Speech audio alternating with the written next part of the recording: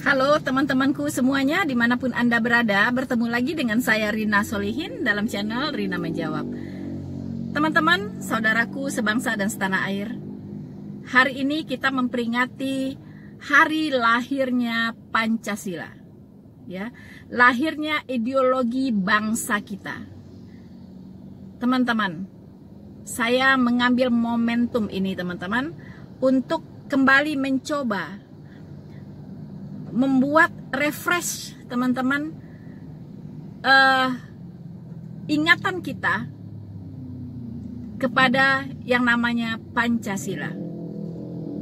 Mengapa saya mengambil momentum ini teman-teman? Karena saya berani katakan bahwa Pancasila sudah kehilangan rohnya saat ini teman-teman. Untuk itu teman-teman, dalam momentum peringatan hari lahirnya Pancasila kita, saya memberi judul video saya kali ini, Woi! Woi! Woi!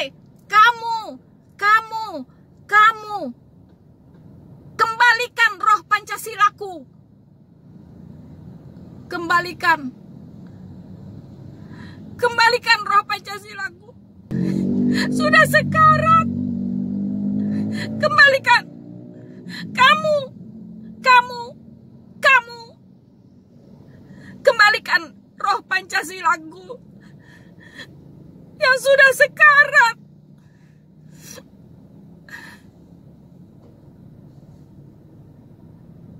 Saudara-saudaraku yang terkasih di dalam Tuhan dimanapun Anda berada, saudara-saudaraku sebangsa dan setanah air, maafkan kalau kali ini saya sangat emosional teman-teman, karena saya tidak mau negara kita hancur, saya tidak mau negara kita menjadi pecah, saya tidak mau negara ini jadi berantakan teman-teman. Teman-temanku sekalian sebangsa dan setanah air, sesuai dengan tema peringatan hari kelahiran Pancasila pada tanggal 1 Juni 2021, yaitu Pancasila dalam tindakan, bersatu untuk Indonesia tangguh. Pancasila dalam tindakan, bersatu untuk Indonesia tangguh. Sebuah tema yang luar biasa teman-teman. Pertanyaannya, bagaimana caranya kita sebagai anak bangsa untuk bisa mewujudkan tema ini? Semoga tema yang diluncurkan kali ini adalah terlahir dari hati nurani yang tulus untuk membuat Indonesia ini tangguh teman-teman, yang didasarkan kepada persatuan dan kesatuan. Tidak hanya lip service yang menyenangkan telinga banyak rakyat Indonesia, tetapi pada prakteknya nol besar. Kita tidak menginginkan hal seperti itu terjadi teman-teman. Kita mengingat bahwa Hari Pancasila yang jatuh pada tanggal 1 Juni yang ditandai oleh pidato Presiden pertama kita, Bapak Insinyur Soekarno, pada tanggal 1 Juni 1945 dalam sidang Dokuritsu Jumbi Josakai atau BPUPK. Pidato pertama kali dari beliau yang mengemukakan konsep awal Pancasila untuk menjadi dasar negara Republik Indonesia sebagai ideologi yang mendasari negara Republik Indonesia teman-teman. Teman-temanku yang terkasih di dalam Tuhan, bagaimana implementasi dari butir-butir Pancasila dalam kehidupan kita bernegara dan berbangsa ini? Ini ditentukan oleh Bagaimana kita memaknai Pancasila ini, teman-teman? Bagaimana kita memahami butir demi butir dari Pancasila itu? Saya percaya terbentuknya Pancasila, lahirnya Pancasila, ini adalah seizin Tuhan yang Maha Esa, teman-teman. Bukan suatu kebetulan Presiden kita Insinyur Soekarno mencetuskan Pancasila ini, teman-teman. Bukan satu kebetulan, tapi itu adalah rahmat dari Tuhan yang Maha Esa. Tuhan punya rencana yang indah untuk negara Republik Indonesia ini, itu, teman-teman. Ya, yang sudah ditakdirkan terdiri dari berbagai suku, bangsa, dan bahasa. Yang terdiri dari ribuan pulau-pulau, teman-teman. Bagaimana menyatukan semua ini kalau tidak ada Pancasila? Jadi saya percaya ini adalah pekerjaan Tuhan melalui Bapak Insinyur Soekarno. Sekian puluh tahun sudah berlalu, teman-teman. Tapi kesini-kesininya nilai-nilai Pancasila terlihat begitu terkikis, teman-teman. Ya, terkikis dari dada anak bangsa. Kita sangat miris melihat ketika anak-anak sekolah ditanya tentang Pancasila, banyak yang tidak hafal, teman-teman. Banyak yang tidak hafal. Banyak ditanya tokoh-tokoh pendiri bangsa, banyak yang tidak tahu. Kalau ditanya artis-artis terkenal, mereka tahu, teman-teman. Tapi kalau ditanya siapa bapak-bapak pahlawan bangsa kita yang sudah gugur untuk negeri ini, itu sudah mulai hapus dari pikiran mereka, teman-teman. Kenapa? Karena tidak ada yang namanya edukasi ke arah sana. Ya, tidak ada lagi estafet pengetahuan sejarah yang benar kepada anak-anak kita. Tidak ada lagi estafet ideologi yang dilakukan, yang ditanamkan kepada mereka. Sementara Pancasila ini adalah ideologi bangsa kita. Dan mirisnya, banyak anak-anak hari ini, bahkan generasi-generasi mudanya, teman-teman, itu tidak lagi berkiblat kepada ideologi bangsa ini, teman-teman, tapi berkiblat kepada ideologi asing yang masuk dibawa ke negara ini, yang tidak sesuai dengan kondisi dan situasi bangsa kita. Mereka lebih mengenal ideologi asing. Mereka malah berpihak kepada ideologi asing. Tapi mereka mengenyampingkan, bahkan menolak yang namanya ideologi bangsa sendiri, yaitu Pancasila. Ini sangat menyedihkan. Mau dibawa kemana bangsa ini jika demikian keadaannya, teman-teman? Mari kita segarkan kembali ingatan kita, teman-teman, kepada dasar negara dan ideologi negara kita, Pancasila. Dan bagaimana cara kita mengaplikasikannya di dalam kehidupan kita, dalam berbangsa dan bernegara, ini sangat-sangat penting. Jika negara ini ingin tetap utuh, maju di dalam persatuan menuju Indonesia yang tangguh, teman-teman. Untuk itu, saya akan membahas butir demi butir kandungan dari Pancasila yang harus kita pahami baik-baik, teman-teman. Dan ini bisa kita ajarkan kepada anak-anak kita. Kita bisa sosialisasikan di tengah-tengah lingkungan kita, teman-teman. Supaya apa? Supaya negara ini tetap eksis. Saudara-saudaraku yang terkasih di dalam Tuhan, tentunya kita semua, saya harapkan ya, kita semua sudah hafal, teman-teman, apa bunyi dari 5 sila yang merupakan ideologi bangsa kita. Ini wajib, ya, ini wajib teman-teman. Sama wajibnya Anda menghafal ayat-ayat sholat, teman-teman. Ya, sama wajibnya Anda menghafal rukun iman. Sama wajibnya, teman-teman. Ya, ini harus hafal. Setiap anak bangsa harus hafal butir-butir dari Pancasila. Jika ada kebetulan yang tidak hafal, maka saya akan mengingatkan kali ini. Ya, supaya tidak lupa lagi, teman-teman, dan mengerti apa sih dasar negara kita, apa sih ideologi bangsa kita, supaya tidak khamir ya dengan ideologi-ideologi asing yang masuk ke negara ini. Teman-teman, saya ingin buktikan bahwa setiap butir-butir dari Pancasila itu tidak bertentangan dengan ajaran Tuhan yang Maha Esa, teman-teman.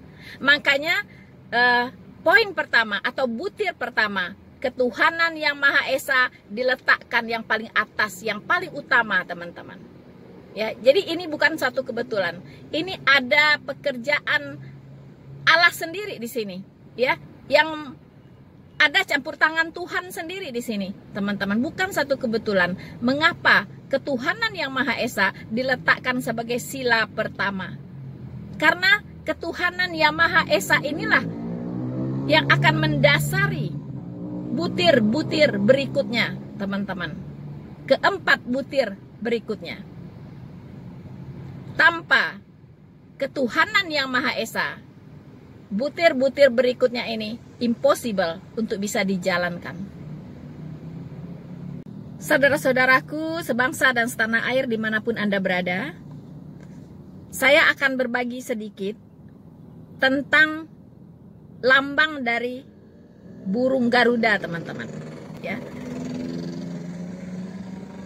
Pemilihan dari lambang burung Garuda itu juga bukan sebuah kebetulan, teman-teman.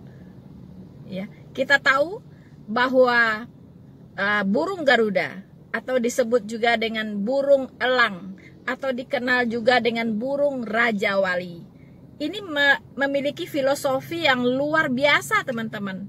Ya, jadi Bapak Soekarno itu tidak sembarangan memilih burung Garuda sebagai simbol. Teman-teman, kita tahu burung Garuda disebut juga dengan the king of bird, ya, yaitu raja dari segala burung, teman-teman. Teman-teman, mungkin sebagian dari Anda sudah tahu, ya, tentang seluk-beluk dari burung Garuda ini atau Raja Wali ini, teman-teman. Pertama, keistimewaan dari burung Raja Wali ini adalah dia memiliki ketajaman visual, baik mata maupun penciuman, itu 5 kali dari ketajaman yang dimiliki oleh manusia, teman-teman. Ya, jadi kalau burung Raja Wali itu bermil-mil di atas udara sana, ya, terbang dengan ketajaman visualnya, teman-teman. Dari ketinggian bermil-mil itu dia bisa memantau ikan yang ada di dalam sungai, teman-teman. Nah, kalau dia ingin mengambil ikan itu dengan kecepatan yang sangat tinggi, dia bisa mematuk ikan itu, teman-teman. Ya, bisa dimangsa oleh dia. Jadi burung Garuda memiliki ketajaman visual yang sangat-sangat tinggi. Kemudian burung Garuda ini atau burung Raja Wali ini, teman-teman, itu dia bisa terbang dalam ketinggian yang melebihi burung-burung lainnya, bermil-mil di udara, dan dia bisa menembus badai, teman-teman. Ya, jadi dia punya tingkatan aerodinamik yang luar biasa. Dia bisa menyesuaikan diri dengan badai, teman-teman. Ya, jadi dia punya sayap yaitu yang sangat-sangat kuat. Ya, dia punya kemampuan terbang sangat tinggi dan sangat kuat, bisa menembus badai. Luar biasa. Beginilah harusnya bangsa Indonesia, ya. Sesuai dengan ideologinya, teman-teman. Ideologi Ya, burung Garuda ini teman-teman punya visi jauh ke depan. Ya, penciuman yang sangat tajam. Ya, kemudian ketajaman mata yang luar biasa melihat visi yang jauh ke depan. Kemudian dia tahan banting, tentunya, ya, pekerja keras, tahan banting, tidak takut gagal, teman-teman, dan mampu menembus badai. Inilah anak-anak bangsa yang kita harapkan seperti ini, sehingga bangsa ini bisa maju, teman-teman.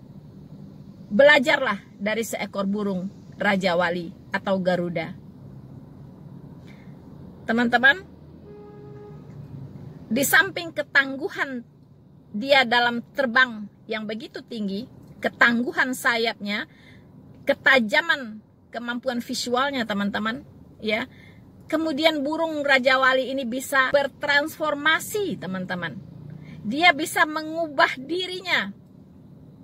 Ya, dia bisa bertransformasi dengan cara yang menyakitkan dan berdarah-darah, teman-teman. Dia bisa berubah.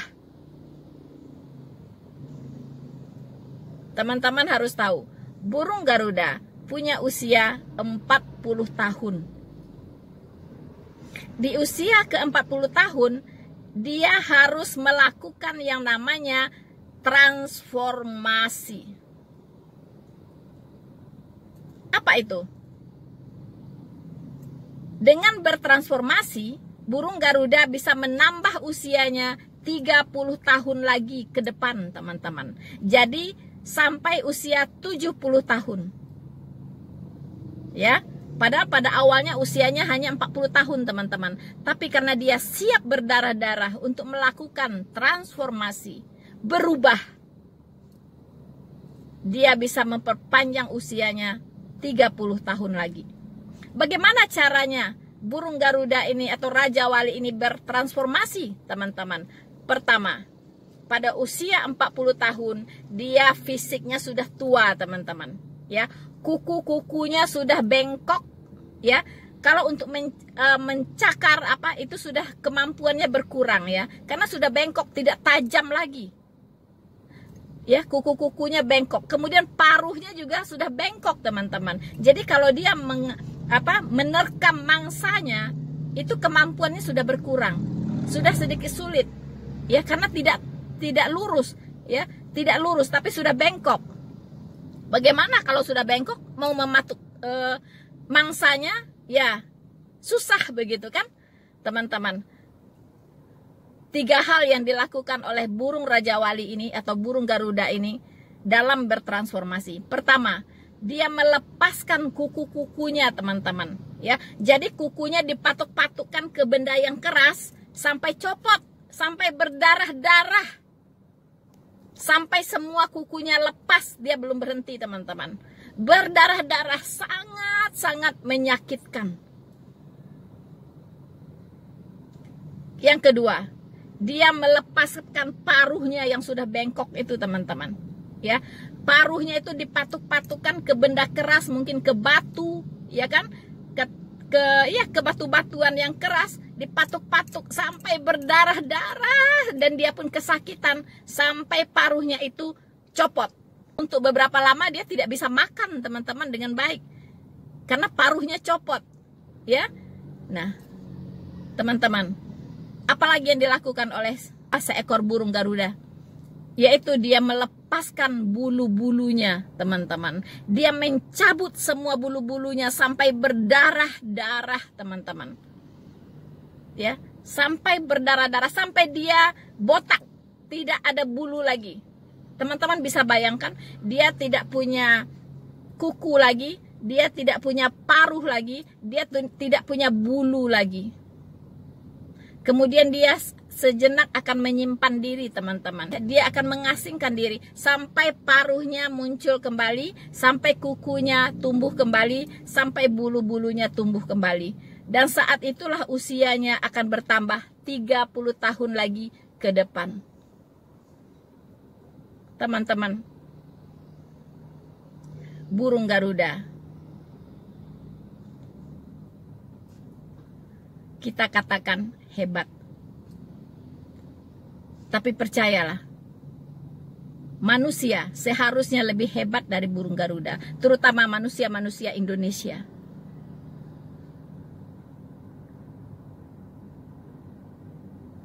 Jadi tidak salah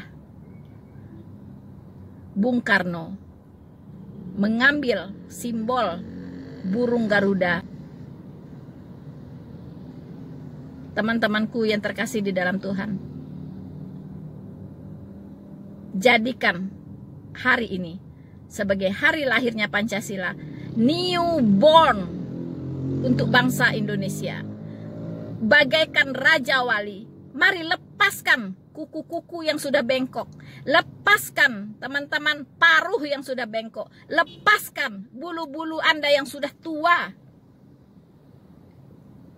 yang sudah membuat Anda tidak bisa banyak lagi berbuat apa-apa.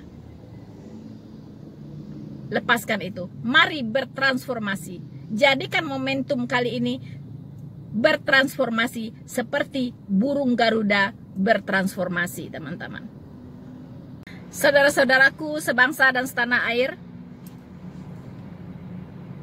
5 butir dari Pancasila itu kita harus hafal, teman-teman. Semua yang merasa dirinya adalah warga negara Republik Indonesia harus, wajib, kudu hukumnya untuk menghafal yang namanya butir-butir dari Pancasila mulai hari ini. Untuk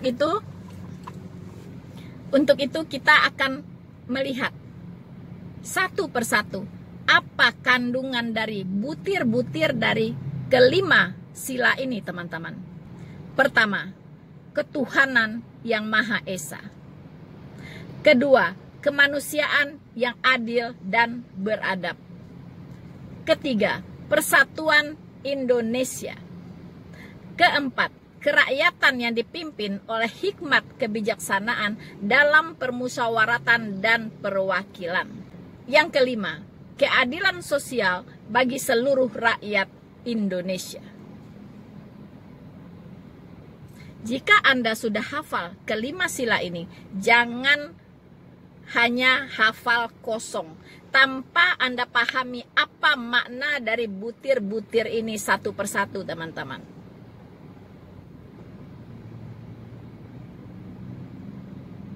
Mari kita jadikan momen peringatan lahirnya Pancasila pada hari ini. Saya akan sharing untuk berbagi bagaimana saya memaknai kelima sila ini. Pertama, ketuhanan yang Maha Esa. Teman-teman, Tuhan adalah sumber dari segala sesuatu. Oleh karena itu, diletakkan di sila yang pertama. Tanpa sila pertama, sila kedua, ketiga, keempat, dan kelima mustahil, impossible untuk bisa dijalankan, teman-teman. Ya. Jadi, karena sila pertama adalah ketuhanan yang Maha Esa, tentunya kita semua warga negara Indonesia percaya bahwa Tuhan itu ada dan Tuhan itu Esa. Bukan itu saja, tetapi kita tahu bahwa sila-sila berikutnya, sila kedua, sila ketiga, keempat, dan kelima itu berdasarkan kepada ajaran daripada Tuhan yang Maha Esa. Artinya sila-sila ini tidak bertentangan dengan ketetapan-ketetapan Tuhan atau pengajaran-pengajaran dari Tuhan yang Maha Esa itu. Untuk itu saya akan buktikan, teman-teman, bahwa Pancasila sangat-sangat alkitabiah. Ketuhanan yang Maha Esa ini adalah sebuah kebenaran. Karena Allah itu Esa adanya. Tidak 2, tidak 3, tidak 4, dan seterusnya. Tapi Allah itu adalah Esa, satu-satunya Allah yang harus disembah oleh umat manusia. Karena Allah yang Esa itu adalah Allah semua umat manusia. Tapi apakah semua umat manusia ini mengenal Allah yang Esa itu persoalan yang lain lagi, teman-teman. Kita bisa membaca di Maleakhi 2 ayat 15. Bukankah Allah yang Esa yang menjadikan mereka daging dan roh?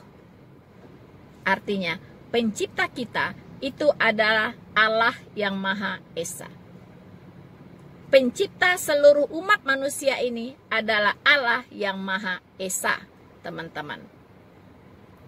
Kemudian, kita baca lagi di Yohanes 5 ayat 44. Bagaimanakah kamu percaya? Kamu yang menerima hormat dari yang lain dan tidak mencari hormat yang datang dari Allah yang Esa.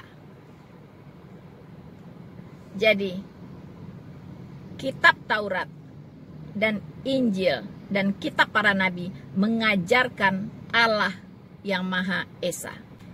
1 Timotius 1 ayat 17 menekankan kembali, teman-teman. Ditekankan oleh Rasul Paulus di sini. Ya, jadi Rasul Paulus tidak mengajarkan Allah lebih dari satu, ya. Seperti anggapan teman-teman saudara-saudara kita yang lain, ya, bahwa Rasul Paulus juga mengajarkan Allah yang Maha Esa. Di 1 Korintus 8 ayat 4. Tentang hal makanan daging persembahan berhala, kita tahu tidak ada berhala di dunia dan tidak ada Allah lain daripada Allah yang Esa. Jadi tidak ada Allah yang lain daripada Allah yang Esa, teman-teman. Ya. Kemudian Yudas 1 ayat 25, Allah yang Esa, juru selamat kita oleh Yesus Kristus Tuhan kita, bagi Dia adalah kemuliaan, kebesaran, kekuatan, dan kuasa sebelum segala abad dan sekarang sampai selama-lamanya. Jadi Allah yang Esa itu adalah juru selamat kita, yaitu Yesus Kristus. Yudas 1 ayat 25. Kita tahu bahwa Musa itu pun sudah mengingatkan bangsa Israel bahwa Tuhan Allah kita adalah Esa. Ya, kita bisa lihat di Ulangan 6 ayat 4, Musa berkata, dengarlah hai orang Israel, Tuhan Allah kita, Tuhan yang Esa. Ya, jadi Musa mengumumkan kepada orang Israel di zamannya, dengarlah hai orang Israel, Tuhan Allah kita adalah Tuhan yang Esa. Ya, kemudian ini dikutip oleh Tuhan Yesus, ya, dikutip oleh Tuhan Yesus di Markus 12 ayat 29. Ya, Tuhan Yesus mengatakan, mengutip ucapan Musa, yaitu hukum yang utama, hukum yang terutama ialah, dengarlah hai orang Israel, Tuhan Allah kita, Tuhan yang Esa. Jadi, perhatikan, ini Tuhan Yesus mengutip ucapan Musa, ya. Jadi kita di situ itu adalah Musa dan bangsa Israel, tidak termasuk Tuhan Yesus. Ya. Karena yang dikatakan tadi di ayat sebelumnya bahwa Allah yang Esa itu adalah juru selamat kita, Yesus Kristus. Jadi yang dimaksud di Markus 12 ayat 29 ini adalah Tuhan Allah kita, Tuhan itu Esa, itu adalah dalam konteks ucapan, ya, dari Musa. Jadi saudara-saudaraku sebangsa dan setanah air, ketuhanan yang Maha Esa itu benar adanya dan sangat alkitabiah. Jadi saya serukan, tidak ada orang Kristen yang anti Pancasila. Ya, tidak ada yang anti Pancasila. Karena itu sangat sejalan dengan iman kekristenan. Teman-teman, kita lanjut kepada sila yang kedua. Sila kedua, kemanusiaan yang adil dan beradab. Bukan hanya adil, tapi beradab, keadilan yang beradab, teman-teman. Ya, kita tahu bahwa Tuhan sangat mencintai yang namanya keadilan, karena Tuhan itu sendiri maha adil, teman-teman. Tuhan itu maha adil, jadi dia sangat mencintai keadilan yang beradab. Teman-teman, kita akan baca Ulangan 16 ayat 19. Tuhan berkata, janganlah memutarbalikkan keadilan. Janganlah memandang bulu. Janganlah menerima suap. Sebab suap membuat buta mata orang-orang bijaksana dan memutarbalikkan perkataan orang-orang yang benar. Jadi, keadilan itu penting. Ya. Kemanusiaan yang adil dan beradab artinya harus memandang sama semua manusia. Tidak boleh membeda-bedakan, tidak boleh diskriminasi. Ya, semua rakyat Indonesia setara di depan hukum. Semua rakyat Indonesia punya hak dan kewajiban yang sama terhadap negara. Ini harus dicatat. Itulah kemanusiaan yang adil dan beradab. Setiap masyarakat Indonesia, siapapun dia, apapun sukunya, apapun agamanya, apapun rasnya, punya hak dan kewajiban yang sama untuk dilindungi, teman-teman. Ya, untuk mendapatkan kenyamanan, untuk mendapatkan perlakuan yang sama dari negara, terutama di mata hukum. Itu yang namanya kemanusiaan yang adil dan beradab. Tuhan sangat membenci yang namanya suap. Jadi kalau di bumi Indonesia ini korupsi masih merajalela, itu bisa dikatakan bahwa di sini belum dipraktekkan yang namanya kemanusiaan yang adil dan beradab. Kalau ada perbedaan hukuman, orang yang bersalah kadarnya lebih besar bisa dapat hukuman lebih ringan dari orang yang bersalah kadarnya lebih kecil. Teman-teman, itu artinya banyak pelaku-pelaku di negara ini yang belum mengamalkan sila kedua, kemanusiaan yang adil dan beradab.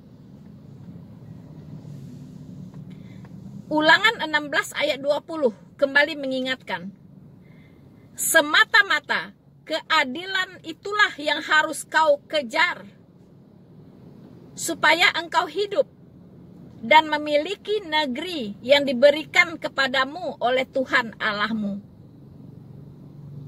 Teman-teman, kalau Anda ingin memiliki negeri ini, teman-teman, Indonesia ini adalah pemberian Tuhan, teman-teman. Untuk siapa? Untuk semua kita yang lahir di Indonesia ini, yang punya KTP Republik Indonesia. Ini milik kita bersama. Indonesia ini adalah pemberian dari Tuhan. Kalau engkau ingin Indonesia ini menjadi milikmu, kejarlah keadilan. Tegakkan keadilan. Bisa-bisa kalau keadilan tidak ditegakkan, maka Indonesia ini akan diambil kembali oleh Tuhan, teman-teman.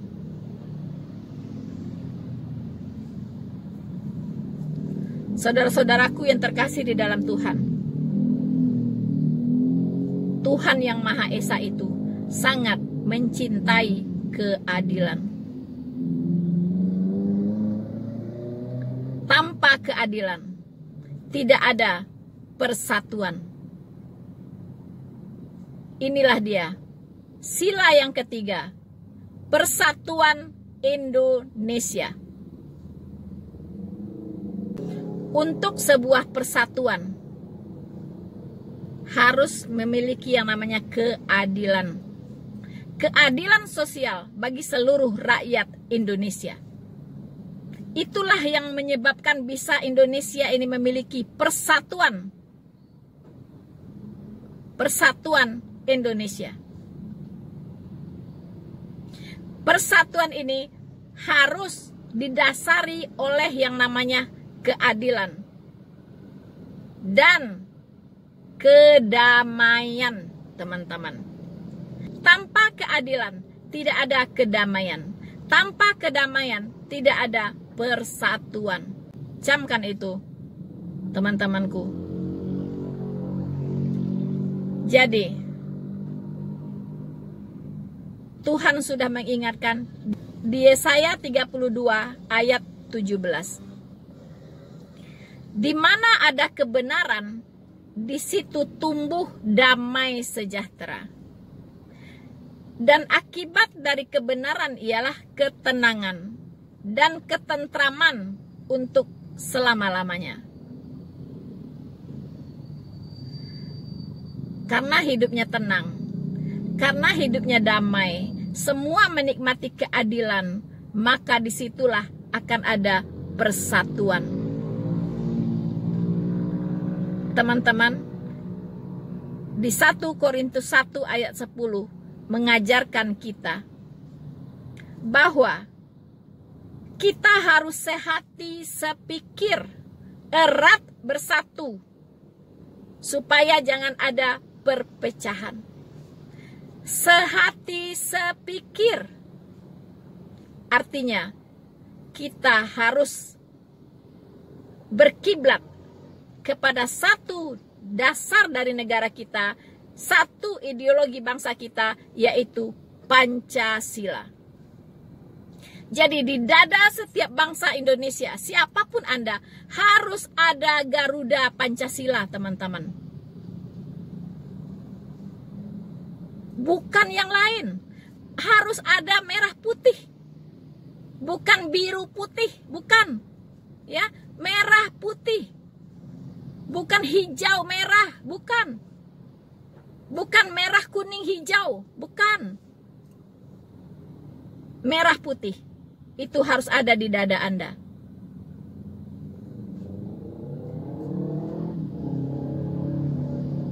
Persatuan Indonesia artinya sehati, sepikir dalam berbangsa dan bernegara. Satu visi, satu misi, satu pemahaman.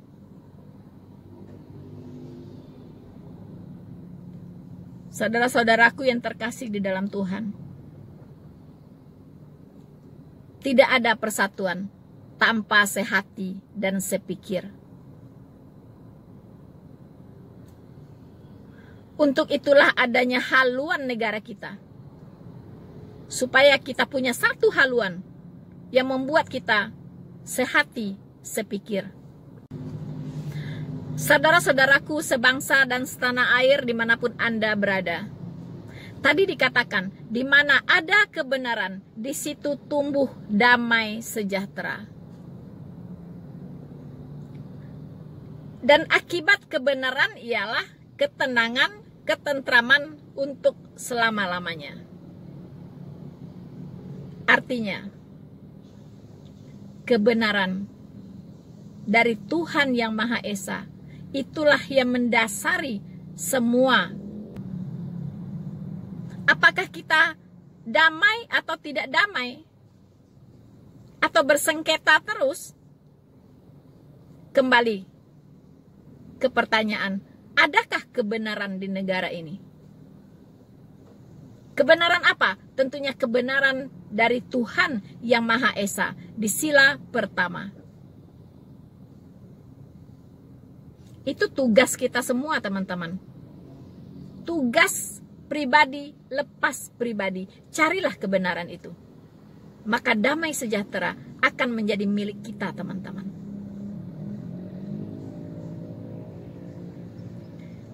Saya bacakan di Imamat 19 ayat 18.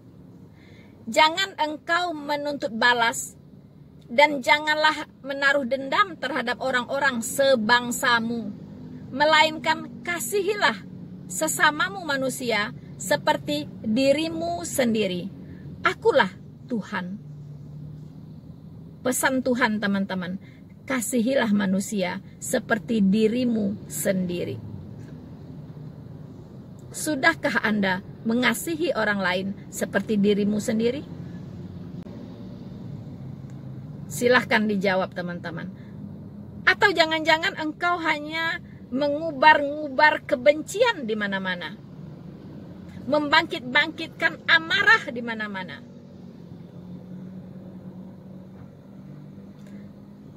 Mendiskreditkan saudara-saudara sebangsamu di mana-mana. Menimbulkan perpecahan di mana-mana.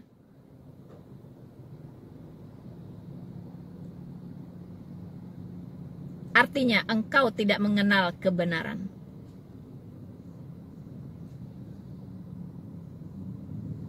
Teman-teman, tinggalkan orang-orang yang demikian.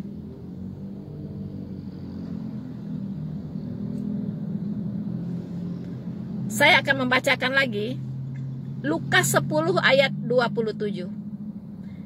Jawab orang itu, kasihilah Tuhan Allahmu dengan segenap hatimu, dengan segenap jiwamu, dan dengan segenap kekuatanmu, dan dengan segenap akal budimu. Dan kasihi sesamamu manusia seperti dirimu sendiri. Teman-teman, jika engkau berkata engkau mengasihi Tuhan, tapi engkau tidak mengasihi sesamamu manusia seperti dirimu sendiri, itu bohong besar, nonsen.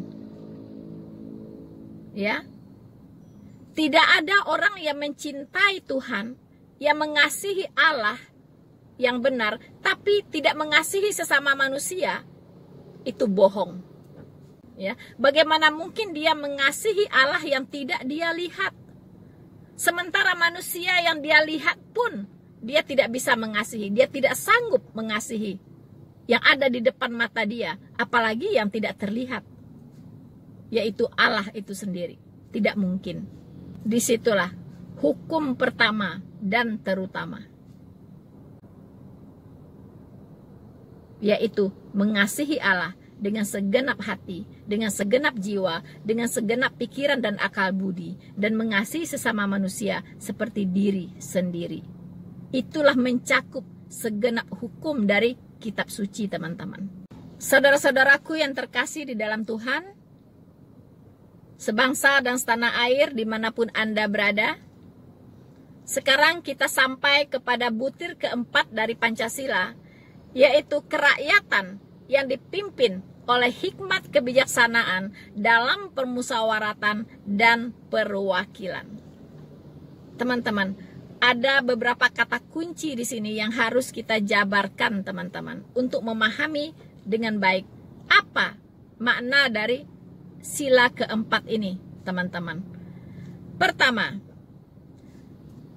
ada kata kerakyatan yang dipimpin. Ini berbicara tentang organisasi negara, ya, dengan struktur kepemimpinannya, teman-teman, ya. Jadi kerakyatan yang dipimpin oleh hikmat. Nah, para pemimpin ini harus memiliki hikmat, teman-teman. Bukan hanya pintar, bukan hanya cerdas, tetapi harus punya hikmat. Hikmat sumbernya itu adalah dari Tuhan yang Maha Esa. Lagi-lagi kembali ke sila pertama, teman-teman. Sumber dari segala hikmat itu dari Tuhan yang Maha Esa. Dan tidak cuma hikmat, teman-teman, tapi hikmat kebijaksanaan, ya. Hikmat yang bijaksana, teman-teman. Wow, ini pemahamannya dalam sekali, ya. Hikmat kebijaksanaan luar biasa dalam permusyawaratan dan perwakilan, ya. Jadi kepentingan rakyat Indonesia, ya, itu berdasarkan musyawarah dari wakil-wakil kita yang mewakili rakyat Indonesia ini, teman-teman, ya, di dalam Dewan Permusyawaratan Rakyat, Majelis Permusyawaratan Rakyat. Itulah DPR dan MPR. Wakil-wakil kita duduk di sana, teman-teman, untuk memusyawarahkan segala sesuatu demi kepentingan dari rakyat Indonesia.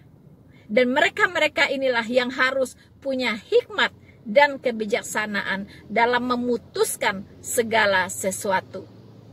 Apa itu hikmat? Ini penting. Gampang untuk diucapkan, tapi kalau tidak tahu apa artinya, apa maknanya, apa itu? Benda apa itu hikmat ini? Itu sayang sekali, teman-teman. Bagaimana Anda bisa berhikmat sementara Anda tidak tahu apa itu hikmat? Saya akan membacakan Ayub, ya, 28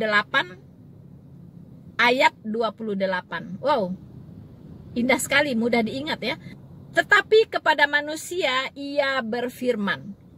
Ia itu adalah Tuhan, ya. Tetapi kepada manusia Tuhan berfirman, teman-teman. Sesungguhnya takut akan Tuhan itulah hikmat, dan menjauhi kejahatan itulah akal budi. Teman-teman, takut akan Tuhan itulah hikmat, teman-teman. Apa artinya takut akan Tuhan? Yaitu takut berbuat dosa. Takut berbuat dosa. Kemudian, dan menjauhi kejahatan, itulah akal budi. Orang-orang yang berakal budi pasti menjauhi yang namanya kejahatan.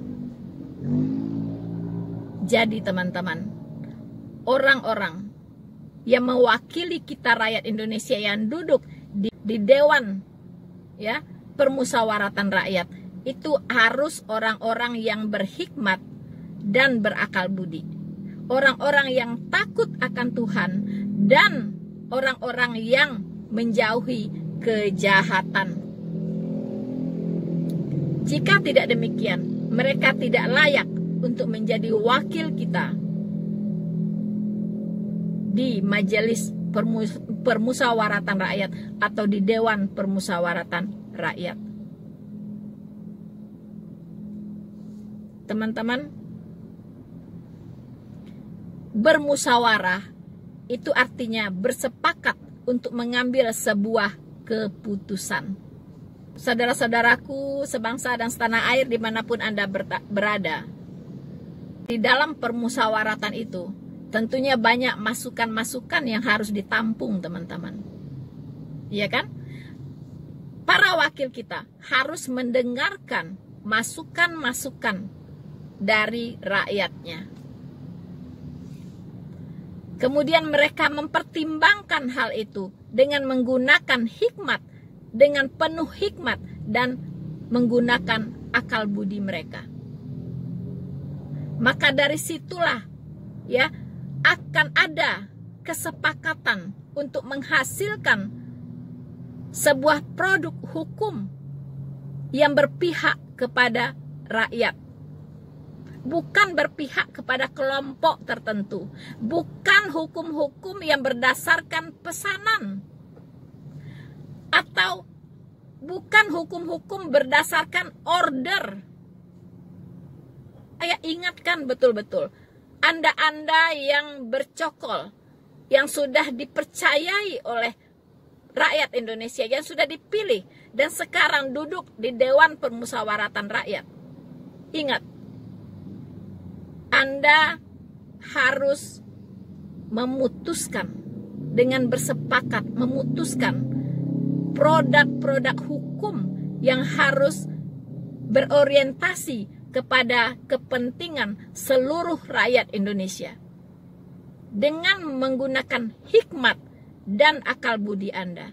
Bukan pasal-pasal pesanan, bukan produk hukum order, berdasarkan order, tetapi benar-benar berdasarkan kepentingan seluruh rakyat Indonesia. Jadi kita berharap sila keempat dari Pancasila ini benar-benar dipahami dengan baik dan benar oleh para wakil-wakil rakyat yang duduk di DPR dan MPR sana. Tanggung jawab Anda itu langsung kepada Tuhan, bukan kepada manusia. Tapi ingat, apa yang Anda tabur akan Anda tuai. Mungkin bukan Anda yang menuai, tetapi keturunan-keturunan Anda itu akan membayar harganya. Pikirkan, setiap tindakan harus berorientasi kepada kepentingan seluruh rakyat Indonesia. Hindari pasal-pasal pesanan. Hindari memproduksi produk-produk hukum berdasarkan order. Saudara-saudaraku sebangsa dan setanah air dimanapun Anda berada, sekarang kita sampai kepada butir sila yang kelima, yaitu keadilan sosial bagi seluruh rakyat Indonesia. Saya katakan, Tuhan Yang Maha Esa sangat mencintai keadilan. Karena sifatnya yang maha adil, teman-teman. Tuhan sangat membenci yang namanya ketidakadilan. Tuhan sangat membenci yang namanya pilih kasih. Tuhan sangat membenci yang namanya memandang bulu. Tuhan sangat membenci yang namanya orang-orang yang menerima suap. Karena suap akan menimbulkan ketidakadilan. Ini penting bagi penegak-penegak hukum di negeri ini. Atau bagi para pengambil keputusan di negeri ini. Jangan pernah mau menerima suap. Itu haram hukumnya. Jangan berikan keluarga Anda makanan yang haram, yaitu dari suap. Teman-teman, keadilan sosial bagi seluruh rakyat Indonesia itu bisa ditegakkan jika para pemangku jabatan di negeri ini, para pemimpin di negeri ini bisa menjalankan yang namanya keadilan. Rakyat Indonesia punya hak yang sama di depan hukum. Punya hak yang sama untuk dilindungi. Punya hak yang sama untuk diperhatikan. Simbol dari keadilan sosial bagi seluruh rakyat Indonesia ini adalah itu menyimbolkan sandang dan papan.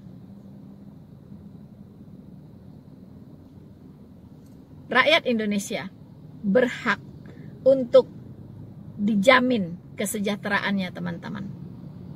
Berhak untuk mendapatkan kesejahteraan.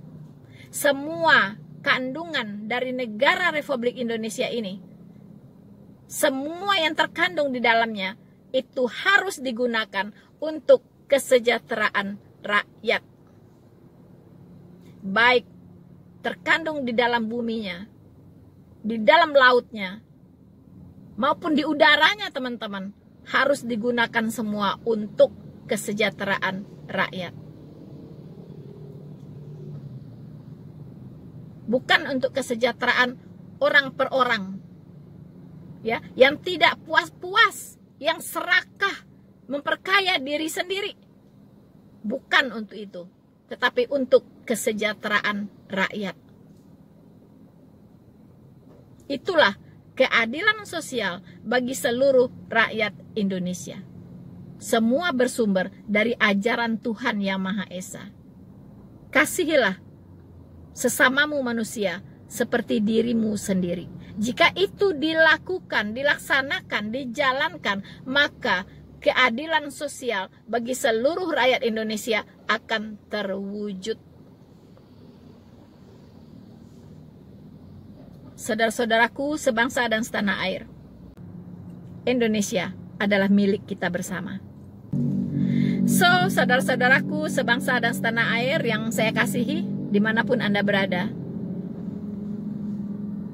ternyata teman-teman, kelima butir dari Pancasila ini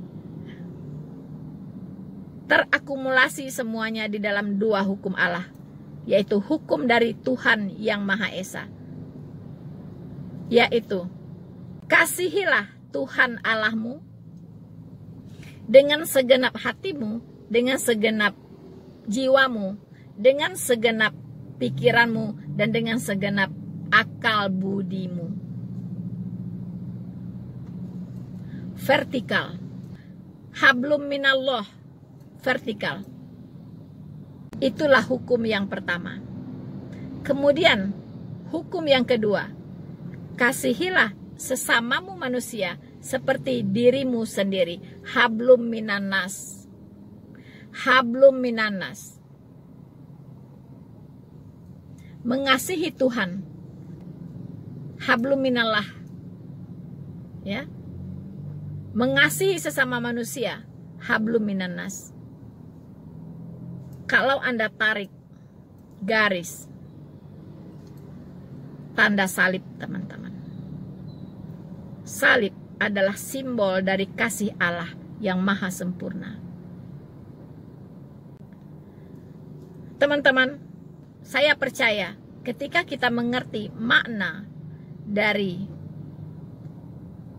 butir-butir Pancasila sebagai landasan negara kita, sebagai ideologi bangsa kita, teman-teman, maka kita akan mampu untuk mempraktekannya. Kita akan mampu untuk mengimplementasikannya di dalam kehidupan kita sehari-hari dalam berbangsa dan bernegara.